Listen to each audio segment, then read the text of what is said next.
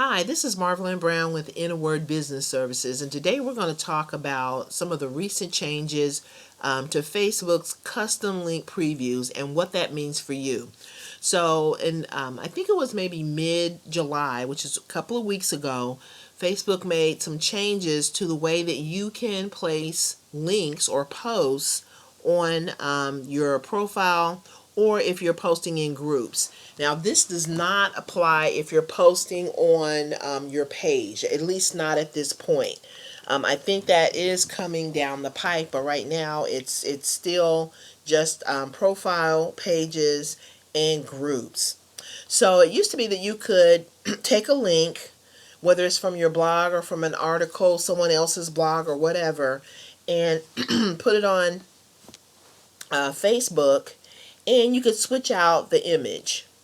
You could change the text and maybe give it just a little. What I've done in the past, if I had a blog post that wasn't doing that great, I wouldn't necessarily update the post. I would just post on Facebook and give it kind of a slightly different twist or a slightly different slant. But I didn't necessarily use the same image or the same images that I had in the original post.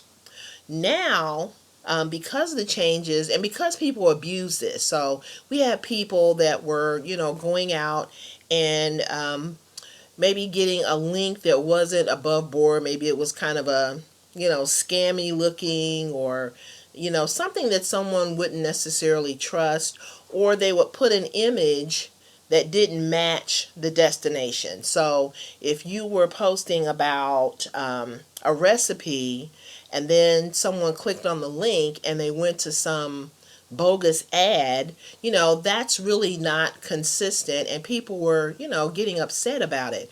And, it was basically erroneous information, misleading information, and so Facebook wanted to put a stop to that. And that's why they implemented this new algorithm that stopped all of that from happening. So now the only person who can change the content is the content creator. So that means that when you go to someone's blog and you share their content, you basically get what the author has put, the content creator has put in that post, for the image, for the description, for the title, all of that. And none of that will be changed when you post it in your profile or when you post it in a group. So to kind of illustrate that, I put some examples. I did this blog post, changes to Facebook's custom link previews and what it means for you. And then I put some examples so that you could see what I mean. So now this is a plain URL. So this is basically how a post would look if the content creator didn't put metadata, associate metadata with that particular post. You would just end up with a plain URL with, nothing special, nothing that's going to grab your attention, nothing that's going to make you want to click. Now, this link preview has an image, it has a title, and it doesn't really have that much of a description, but all of that is controllable by entering metadata. And so, based on how the metadata is coded on the back end of the post is how it's going to appear when you post it on Facebook. So this sounds like, it's really complicated. Metadata sounds complicated. What I also did was I put a video. When you click on that, you're going to be able to see a video that explains metadata. Metadata is very simple.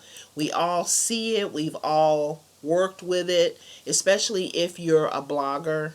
You know what it is, but maybe you don't know exactly, when you hear that term, you don't know what that means.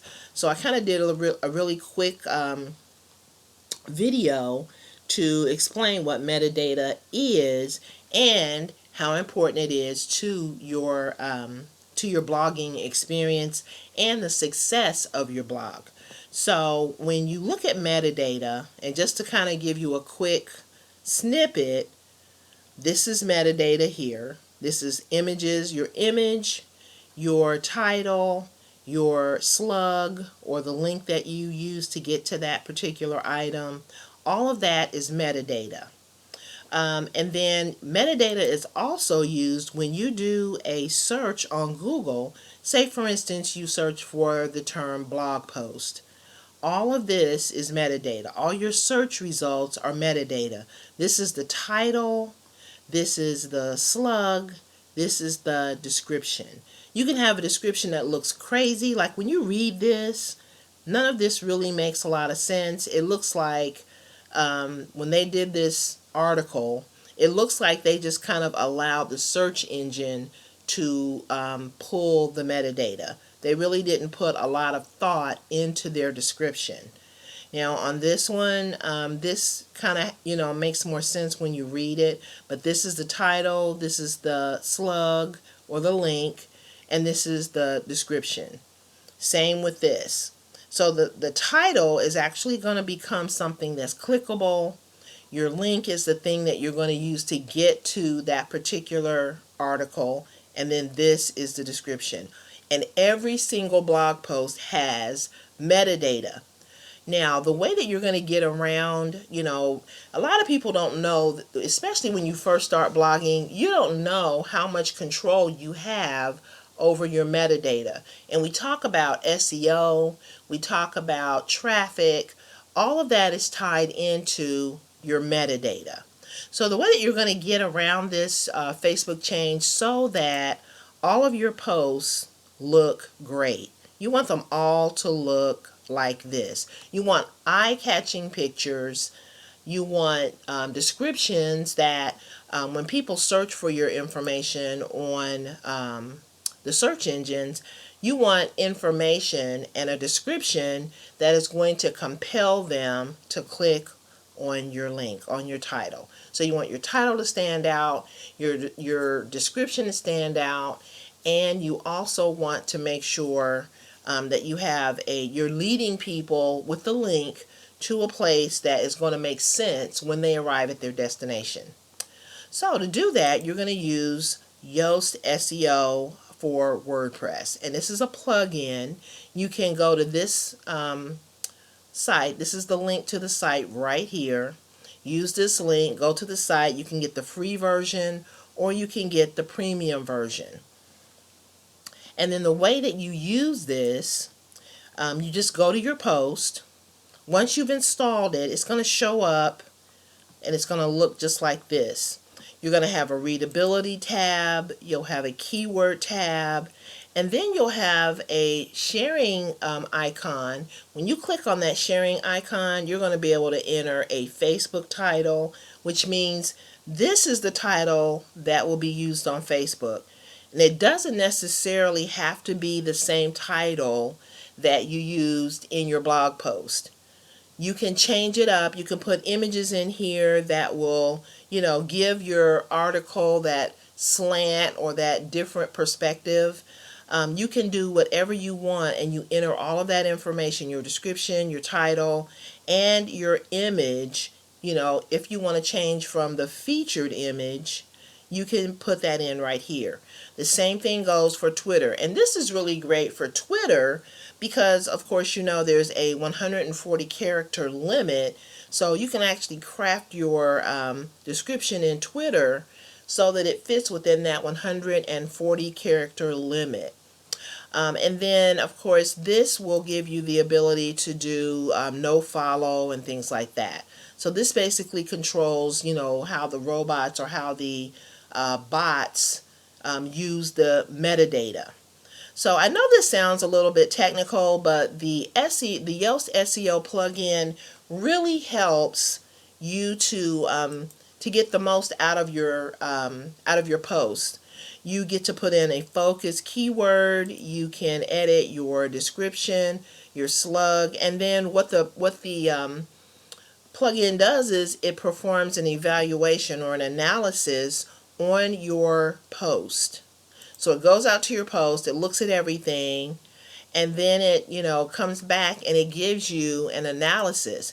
The things that are in green are the things that are going great for the post. The things in yellow, of course, are the things that you need to pay attention to, make moderate changes. And then the things in red are the things that are just really not doing well, things that you really need to change. And so when you do all of this, of course, you're going to have a lot better results in the search engines. Your metadata is going to be exactly the way you want it.